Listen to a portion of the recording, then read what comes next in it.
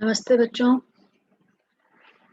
आज हम पढ़ रहे हैं हिंदी की बुक कृतिका का लेसन मेरे संग की औरतें, जो कि स्टैंडर्ड 9th की बुक है। इस लेसन में, इस पाठ में औरतों के प्रति समाज का नजरिया और परिवार के लोगों के नजरिए को बहुत अच्छी तरीके से बताया है कि किसी का भी पढ़ना लिखना या जो हम सुनते हैं बेटे बेटी का भेदभाव, ये घर वालों पे बहुत ज्यादा डिपेंड करता है। किसी भी लड़की को आत्मनिर्भर बनाने के लिए, किसी भी औरत को उसकी सही मायनों का हक देने के लिए एक परिवार किस हद तक जिम्मेदार है, इस पाठ से हमें ये सीखने को मिलता है। ये कहानी जो है, लेखिका की कहानी आजादी से पहले से शुरू होती है और आजादी के बाद की पीढ़ियों, उसमें 3-4 पीढ़ियों की कहानी है कि किस तरह दादी से मम्मी मम्मी और उसके बाद से उनके जीवन में किस तरह से उन्होंने अपनी आजादी को लिया और उनके परिवार वालों का कितना साथ रहा इसमें और समाज का क्या नजरिया रहा। तो अ, चलिए पढ़ते हैं ये लेसन। बहुत ही खूबसूरत लेसन है। मृदुला गर्ग ने लिखा है, लेखिका मृदुला गर्ग हैं। तो चलिए पढ़ते हैं मेरे संग की औरतें और देखते हैं कि किस तरह जहाँ के भी, जो कि अगर विदेशों की बात की जाए तो वुमेन्स लिबरेशन चालू हुआ था 96-70 के आसपास। वुमेन लिबरेशन नाम की चीज आई थी दुनिया में कि औरतों को अधिकार होने चाहिए, लेकिन हमारे इंडिया में, भारत देश में, जो कि माना जाता है कि पिछड़ा देश माना जाता है और ऐसा माना जाता है कि औरतों के साथ भेदभाव होता है, लेकिन वहां पे एक ऐसा परिवार भी था, कुछ ऐसी औरतें भी थी जो कि अपने लिए अपनी आजादी उन्हें प्यारी थी और इसके लिए वो उन्हें उनकी आजादी उनके घर वालों ने दी भी थी। तो भारत देश में हमने पढ़ा है, हमारी रानियां हैं, झांसी की रानी है, अहिल्याबाई हैं। तो ऐसा बिल्कुल भी नहीं है कि हमारे देश में औरतों की इज्जत नहीं होती, और बहुत पहले से ही उन्होंने अपना एक मुकाम हासिल कर लिया था।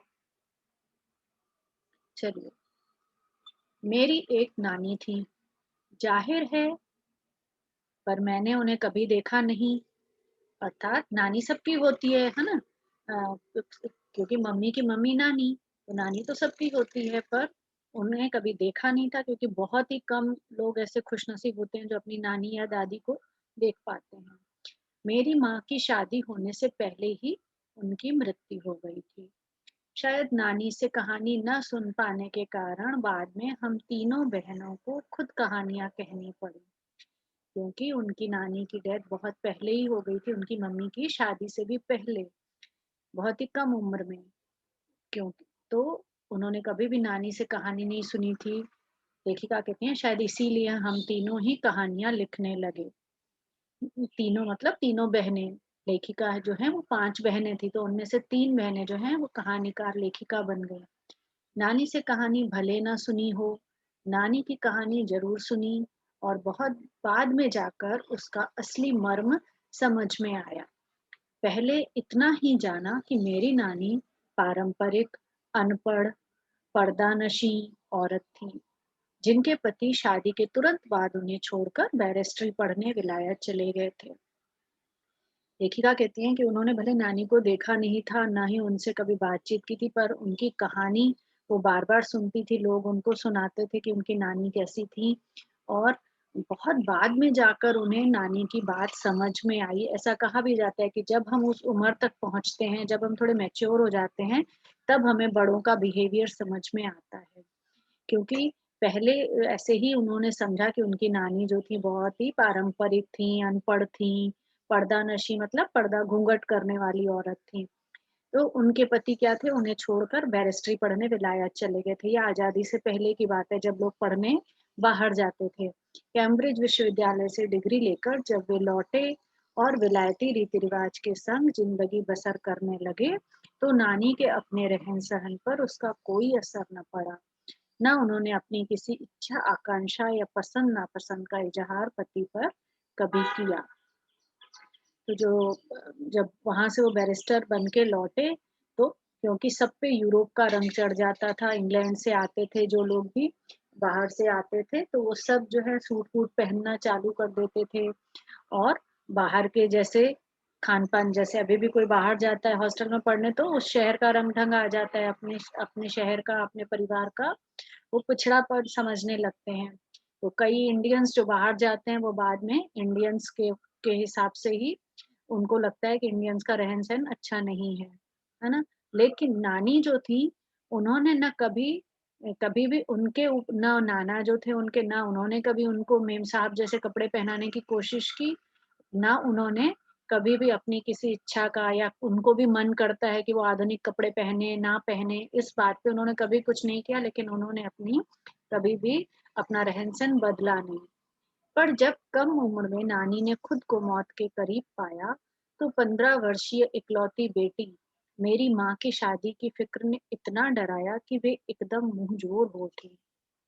मुँहज़ोर मतलब कि बहस करना या एकदम आज़ादी से बात करना। नाना से उन्होंने कहा कि पर्दे का लिहाज छोड़कर उनके दोस्त स्वतंत्रता सेनानी प्यारेलाल शर्मा से मिलना चाहती हैं। सब दंग हैरान रह गए। जिस पर्दानशी औरत ने पराये मर्द से क्या, खुद अपने मर्द से मुंह खोलकर बात नहीं की थी, आखिरी वक्त में अजनबी से क्या कहना चाहती हैं। पर नाना ने वक्त की कमी और मौके की नजाकत की लाज रखी। सवाल जवाब में वक्त बर्बाद करने के बजाय फौरन दोस्त को लिवा लाए और बीवी के हुजूर में पेश कर दिया। अब जो नानी ने कहा वह और भी हैरत अंगेज था। उन्होंने कहा, वचन दीजिए कि मेरी लड़की के लिए वर आप तय करेंगे। मेरे पति तो साहब हैं और मैं नहीं चाहती मेरी बेटी की शादी साहबों के फरमान बरदार से हो। आप अपनी तरह आज़ादी का सिपाही ढूँढकर उसकी शादी करवा दीजिए। तो इनकी नानी जो थी, जब वो बीमार हो गई बहुत कम उम्र में, उन्हें लगा कि अब वो नहीं बच पाएँगी, और उनकी बेटी तब, जो कि लेखिका की माँ थी, तो उस समय केवल 15 साल की थी, लेकिन क्योंकि उनकी शादी की बातें चल रही थी, तो उन्होंने बोला, वो एकदम से उनके अचानक, जिस जिस औरत ने कभी भी अपनी कोई इच्छा कभी व्यक्त नहीं की थी परिवार में, उसने अचानक से कहा कि वो स्वतंत्रता सेनानी प्यारेलाल शर्मा से मिलना चाहती हैं। तो सब हैरान हो गए, क्योंकि वो कभी किसी पराये मर्द से बात नहीं करती थीं। लेकिन उनके नाना अपने उस दोस्त को ले आए और नानी ने उन्हें कहा कि क्योंकि उन्हें अपने पति का साहबों के पति, क्योंकि वो अंग्रेज़ों की ही एक प्रकार से नौकरी कर रहे थे, तो उनकी नानी ने पहली बार ये बताई बात कि उन्हें उनके पति का नौकरी करना अंग्रेज़ों के लिए पसंद नहीं है, और वो चाहती हैं कि जो उनकी लड़की का वर हो, जो दूल्हा हो, वो आज़ादी के लिए स्वतंत्रता सेनानी होना चाहिए, जो आज़ादी के लिए लड़ रहा हो देश के लिए, जिसमें इंडिया के लिए प्यार हो, जो अपने देश से प्यार करता हो। उन्हें लगता था कि उनके हस्बैंड जो हैं, वो देश से प्यार नहीं करते, तो और इस तरह से जो विलायती ढंग-ढंग से रहते हैं, वो उन्हें शायद पसंद नहीं थी बात। इसीलिए उन्होंने बोला कि अब मेरे लिए, मेरी बेटी के लिए वर जो है आप तय करेंगे, और आज़ादी का सिपाही ढूँढ कर ही उससे शादी करवाइए। कौन कह सकता था कि अपनी आज़ादी से पूरी तरह बेखबर उस औरत के मन में देश की आज़ादी के लिए ऐसा जुनून होगा। बाद में मेरी समझ में आया कि दरअसल वे निजी जीवन में भी काफी आजाद ख्याल रही होंगी। ठीक है, उन्होंने नाना की जिंदगी में कोई दखल नहीं दिया, ना उसमें साझेदारी की, पर अपनी जिंदगी को अपने ढंग से जीती जरूर रही। पारंपरिक, घरेलू, उबाऊ और खामोश जिंदगी जीने में आज के हिसाब से क्रांतिकारी चाहे कुछ न रहा हो, दूसरे की तरह जीने के लिए मजबूर न होने में असली आजादी कुछ ज्यादा ही थी। देखिए कितनी खूबसूरत बात लिखी है कि जो हम आजादी का मतलब समझते हैं कि हम वेस्टर्न कपड़े पहने, या अ, बाल अपने ढंग से कटवा लें, छोटे छोटे बाल कटवा लें तो हम आजाद हो जाएंगे, या हम बाहर खाना खा रहे हैं, घूम फिर रहे हैं तो हम आजाद हैं। लेकिन असली आजाद कौन थी? उनकी नानी असली आजाद थी। कैसे? कि ना उन्होंने कभी अपने पति के जीवन में दखल दिया, और ना ही अ, अपने अपने जीवन पे अपने पति का असर आने दिया। तो असली आज़ादी ये थी, उन्होंने कभी वो मजबूर नहीं हुई कि उनके पति को खुश करने के लिए वो वेस्टर्न कपड़े पहने या किसी भी तरह का। तो इस ये असली आज़ादी है, ख़्यालों की आज़ादी की। ना उन्होंने उनका दिल और उनका दिमाग ज़्यादा खुला हुआ था कि ना वो किसी अपने नाना की ज़िंदगी, मतलब अपने हस्बैंड की ज़िंदगी में भी उन्होंने कोई दखल नहीं किया, लेकिन साझेदारी भी नहीं की। देखिए, ये बहुत स्ट्रॉन्ग कैरेक्टर का ही कोई आदमी काम कर सकता है कि ना वो किसी के इंटरफेयर करे लाइफ में, और ना अपनी लाइफ में ना ही उसके अनुसार जीना चालू कर दे किसी को खुश करने के लिए, और अपनी ज़िंदगी अपने आप से जीता रहे, है ना?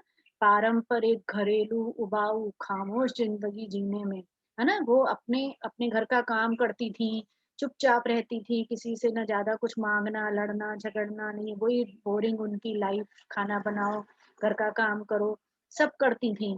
लेकिन वही वो कह रही हैं, लेखिका को बाद में ये एहसास हुआ कि इसमें चाहे क्रांतिकारी कुछ ना रहा हो, पर सोचिए उस ज़माने में जब लोग औरतों को मजबूर करते थे, उनकी नानी अपने हिसाब से ही जीती रहीं। यही उनकी आज़ादी का स सबूत है। और इस तरह मेरी माँ की शादी ऐसे पढ़े-लिखे होनहार लड़के से हुई, जिसे आज़ादी के आंदोलन में हिस्सा लेने के अपराध में आईसीएस के इम्तिहान में बैठने से रोक दिया गया था, और जिसकी जेब में पुश्तैनी पैसा धेला एक भी नहीं था। तो उनकी जो मम्मी थी, आखिर में जो उनके स्वतंत्रता सेनानी दोस्त थे उनके पिताजी के, उन्होंने एक ऐसा लड़का ढूँढा जो कि बहुत ही पढ़ा-लिखा था, जो आईसीएस के एग्ज़ाम में बैठना चाहता था, लेकिन क्योंकि वो आज़ादी के आंदोलन में हिस्सा ले रहा था, तो उन्हें रोक लगा दी गई थी, और जो कि बहुत पैसे वाले नहीं थे। माँ बेचारी अपनी माँ और गांधी जी के सिद्धांतों के चक्कर में सादा जीवन जीने और ऊँचे ख़्याल रखने पर मजबूर हुईं। तो उनकी माँ जो थी, वो वैसे उस समय क्या गांधी जी का बहुत प्रभाव था, उनके हस्बैंड भी आज़ादी के सिपाही थे, तो इसलिए उस समय सब लोग बहुत ही सादा जीवन जीने के लिए मजबूर हुए, और क्योंकि उनकी माँ की आखिरी ख्वाहिश थी कि वो किसी स्वतंत्रता सेनानी से ही शादी करें, इस चक्कर में उनकी ज़िंदगी सादा जीवन ही उनको जीना पड़ा। हाल उनका यह था कि खादी की साड़ी उन्हें इतनी भारी लगती थी कि कमर चनका खा जाती थी। रात-रात भर जाग कर वे उसे पहनने का अभ्यास करते हैं, जिससे दिन में शर्मिंदगी ना उठानी पड़े। है ना? वो इतनी नाजुक थी कि क्योंकि वो रेशमी कपड़े, हल्के-फुल्के कपड़े पहनने की आदी थी, क्योंकि उनके पिता जो थे वो बहुत ही रईस थे। तो अ लेकिन क्योंकि उनके पति स्वतंत्रता सेनानी थे, उन्हें खादी की साड़ी पहननी पड़ती थी, और खादी की साड़ी थोड़ी हेवी होती है, तो उनकी कमर पे बल पड़ने लगता था इतनी भारी साड़ी पहनने पर। वे कुछ ऐसी नाजुक थीं कि उन्हें देखकर उनकी सास यानी मेरी दादी ने कहा था, हमारी बहू तो ऐसी है कि धोई, पोंछी और छीके पर टांग दी। है ना? अर्थात कि बिल्कुल ऐसा करके रख दो, क्योंकि वो इतनी नाजुक थी। तो गनीमत यही थी कि किसी ने उन्हें छीके पर से उतारने की पेशकश नहीं की, अर्थात उन्हें कभी क्योंकि वो बहुत एक अमीर घर से आई थी और बहुत ही नाजुक थी, तो उनकी दादी और उनके ससुराल में भी कभी किसी ने उनको बहुत ही सादा पहनने पे मजबूर नहीं किया, क्योंकि उन्हें पता था कि वो एक अमीर घर की लड़की हैं, जिन्होंने ज़्यादा काम नहीं किया है, बहुत ही नाजुक हैं वो। तो उन्हें लेकिन बहुत अच्छी बात थी कि उन्हें मजबूर नहीं किया गया अपने ससुराल के अनुसार ढलने के लिए। क्यों नहीं की, उसकी 2 वजहें थी। पहली यही कि हिंदुस्तान के तमाम बाशिंदों की तरह उनके ससुराल वाले भी साहबों से खासे अभिभूत थे। मेरे नाना पक्के साहब माने जाते थे, बस जात से वे हिंदुस्तानी थे। बाकी चेहरे, मोहरे, रंग-ढंग, पढ़ाई-लिखाई सब में अंग्रेज थे। मजे की बात यह थी कि हमारे देश में आज़ादी की जंग लड़ने वाले ही अंग्रेजों के सबसे बड़े प्रशंसक थे।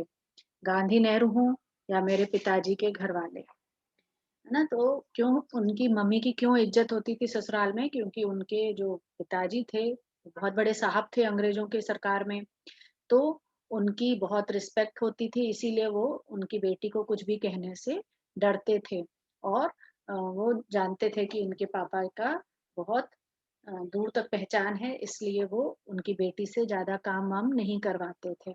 और अ, लिखा है कि ये बात यही विडंबना है हमारे देश की कि अंग्रेज़ों को भगाने वाले लोग जो भी थे गांधी, नेहरू या जो भी स्वतंत्रता सेनानी थे, वो सब अंग्रेज़ों के ही उनके घरवाले अंग्रेज़ों के ही प्रशंसक थे। अंग्रेजी में बात करना, अंग्रेजी स्कूलों को में बच्चों को पढ़ाना, ये सब अंग्रेज़ों के वो खिलाफ जंग भी लड़ते थे और उनकी तारीफ़ें भी करते थे, उनकी पढ़ाई-लिखाई की। भले लड़का आज़ादी की लड़ाई लड़ते, जेब खाली और शोहरत सिर करते रहा, दबदबा उसके साहिबी ससुर का ही था। लिखा है कि उनके पिताजी भले कितनी बार जेल आते गए, जेल जाते थे, आज़ादी की लड़ाई लड़ते थे, लेकिन इज़्ज़त किसकी थी? उनके विदेशी रंग-ढंग वाले ससुर की, अर्थात उनके नाना की, लेखिका के नाना के लिए बात कह रहे हैं। एक आन-बान शान वाले साहब ने उनके सिरफिरे लड़के को अपनी नाजुक जान लड़की सौंप दी। उससे रोमांच क्या कोई परी कथा होती है? वो कह रही हैं कि एक ऐसा आदमी जो बहुत ही आन-बान शान से रहने वाला हो, तो उनके जो ससुराल वाले थे, वो ये समझते थे कि इनकी माँ की आखिरी इच्छा की वजह से उन इतने बड़े घर वालों ने एक मीडियम क्लास में शादी की है, एक सिरफिरे लड़के से जो कि आज़ादी के लिए लड़ रहा है। तो वो ये बहुत बड़ी रोमांचक घटना थी उनके लिए, इसीलिए उनकी ना मम्मी को कोई भी कुछ लेखिका की माँ को कोई कुछ नहीं कहता था ससुराल में। नानी की सनक भरी आखिरी ख्वाहिश और नाना की रजामंदी वे रोमांचक उपकथाएँ थीं, जो कहानी के तिलिस्म को और गाढ़ा बना चुकी थीं। दूसरी वजह माँ की अपनी शख्सियत थी। उनमें खूबसूरती, नज़ाकत, गैर दुनियादारी के साथ ईमानदारी और निष्पक्षता कुछ इस तरह घुली-मिली थी कि वे परी जात से कम जादुई नहीं मालूम पड़ती थी। लेखिका कह रही हैं कि अ, ये जैसे कि कथा की तरह बात-बात बताई जाती थी कि किस तरह उनकी नानी ने ये आखिरी ख्वाहिश ज़ाहिर की कि उनकी बेटी की शादी किसी स्वतंत्रता सेनानी से हो, और उससे भी ज़्यादा हैरानी लोगों को हुई जब उनके नाना ने अपनी वाइफ़ की, अपनी पत्नी की आखिरी इच्छा को सम्मान दिया और एक स्वतंत्रता सेनानी लड़के से अपनी बेटी की शादी करवाई। और दूसरी बात ये थी कि उनकी माँ बहुत ही नाज़ुक थीं, बहुत खूबसूरत थीं और बहुत ही सीधी-सादी, निष्पक्ष, ईमानदार लड़की थीं, इसीलिए ससुराल में उनकी बहुत इज़्ज़त होती थी। उनसे ठोस काम करवाने की कोई सोच भी नहीं सकता था। हाँ, हर ठोस काम के लिए उनकी ज़बानी राय ज़रूर माँगी जाती थी और पत्थर की लकीर की तरह निभाई भी जाती थी। अर्थात कोई भी उन्हें भारी भरकम काम या कुछ भी ऐसा काम बोला भी नहीं जाता था, क्योंकि सब जानते थे कि वो उनको लगता था ये इतनी रईस लड़की कर ही नहीं सकेगी काम। और लेकिन ये था कि उनकी रिस्पेक्ट इतनी थी कि हर काम के लिए उनसे राय ज़रूर माँगी जाती थी और उसे माना भी जाता था। क्योंकि उन्हें वो पढ़ी-लिखी थीं, तो उनसे ये माना जाता था कि वो समझदार हैं। मैंने अपनी दादी को कई बार कहते सुना था, "हम हाथी पे हल न जुतवाया करते, हम पे बैल हैं।" अर्थात कभी भी हाथी से हल नहीं जुतवाया किया जाता है। तो ये मुहावरा है गाँव में चलने वाला कि जो अर्थात जैसे पढ़े-लिखे आदमी से आप मेहनत का काम नहीं करवाते हैं, उसी तरह की बात हो गई ये। बचपन में ही मुझे इस जुमले का भावार्थ समझ में आ गया था। जब देखा था कि हम बच्चों की ममतालू परवरिश के मामले में माँ के सिवा घर के सभी प्राणी मुस्तैद रहते थे। तो इनकी मम्मी जो थी, इन्होंने बचपन से ही देख लिया कि उनकी माँ को इतना फ्री छोड़ दिया गया था और उनकी कि बच्चों के बाद भी, बच्चों को पैदा करने के बाद भी बच्चों को पालने की ज़िम्मेदारी घर के बाकी सब सदस्यों की थी और उनकी माँ की सबसे कम थी ये ज़िम्मेदारी। चलिए आगे देखें।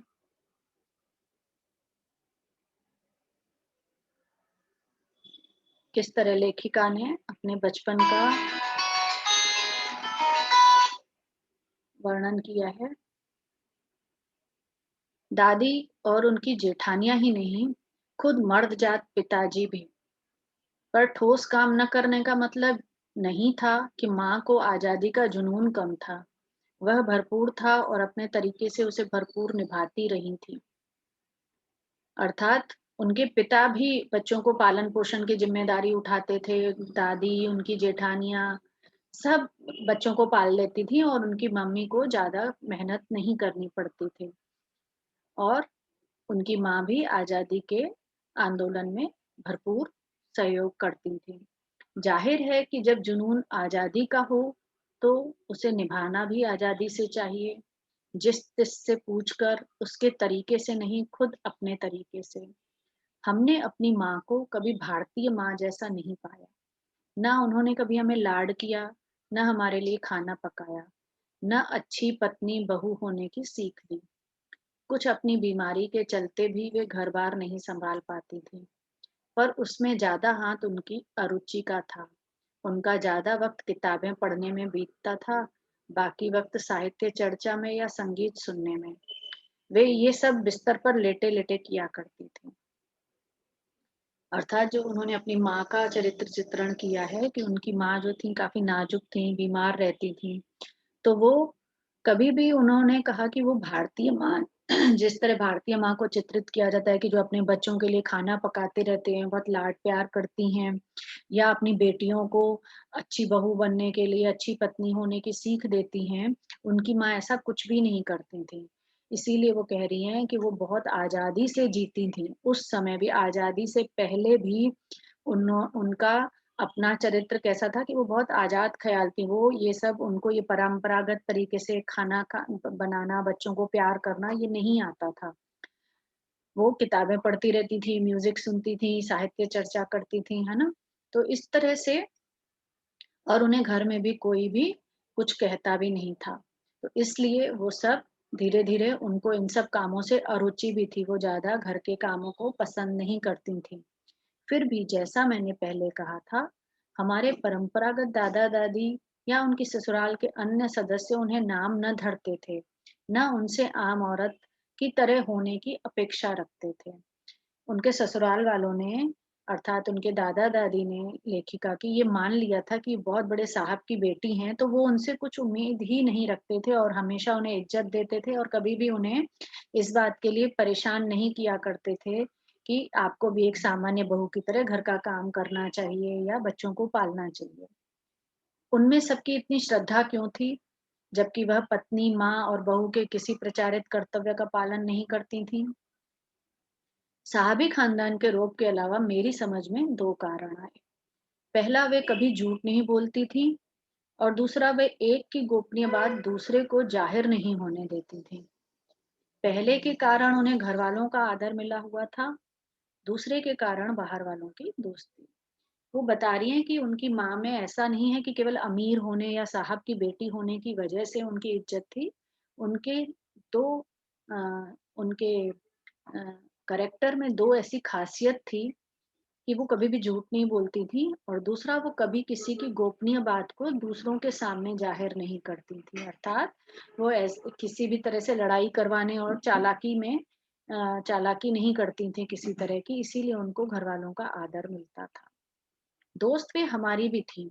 माँ की भूमिका हमारे पिता बखूबी निभा देते थे।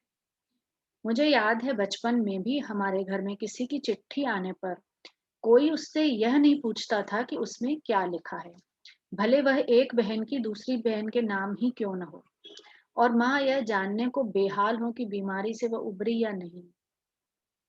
लेखिका बताते हैं कि उनके घर में आज़ादी का इस तरह का माहौल था और समझदारी का कि कोई किसी के नाम भले किसी की चिट्ठी आ जाए तो भी कोई किसी से ज़्यादा पूछताछ नहीं करता था। एक दूसरे पर इतना विश्वास और भरोसा था। छोटे से घर में 6 बच्चों के साथ सास-ससुर आदि के रहते हुए भी हर व्यक्ति को अपने निजित्व बनाए रखने की छूट थी। इसी निजित्व बनाए रखने की छूट का फायदा उठाकर हम तीनों बहनें और छोटा भाई लेखन के हवाले हो गए। लेखिका कहती हैं कि इतने बड़े घर में जहाँ पे कि 6 बच्चे थे, सास-ससुर और भी घर के दूसरे मेंबरों के रहते हुए भी अ, हर व्यक्ति जो था वो अपना-अपना पर्सनल लाइफ को बचा के रखा रखा था और हर किसी को कोई किसी की लाइफ में इंटरफेयर नहीं करता था और शायद इसी कारण उस करके ये बता रही हैं कि 3 बहनें और उनका छोटा भाई लेखक बन गए। लीक से खिसके अपने पूर्वजों में माँ और नानी ही रही होती, पर अपनी एक परदादी भी थीं, जिन्हें कतार से बाहर चलने का शौक था। उन्होंने व्रत ले रखा था कि अगर खुदा के फजल से अर्थात मेहरबानी से उनके पास कभी 2 से ज़्यादा धोतियाँ हो जाएँगी, तो वे तीसरी दान कर देंगे। तो लेखिका आप बता रही हैं कि वो कह रही हैं कि हम सब खिसके हुए थे, अर्थात सबको कोई ना कोई सनक थी उनके परिवार में। तो उन्होंने लिखा है कि मेरे पूर्वजों में माँ और नानी ही ऐसी नहीं थी, एक अलग तरीके का करैक्टर नहीं था उनका। उनकी एक परदादी भी थी, जो कि उनकी पापा की दादी जो थी, वो भी इसी तरह की थोड़ी खिसकी हुई थी। उन्होंने लिखा है जो कुछ डिफरेंट थी, क्योंकि उन्होंने क्या किया था, उन्होंने ऐसा व्रत लिया था कि अगर कभी उनके पास 2 से ज़्यादा साड़ियाँ आ जाएँगी, तो वो तीसरी दान कर देंगी। अर्थात वो बहुत सिंप्लिसिटी से रहती थी और 2 ही साड़ियों में खुश रहती थीं।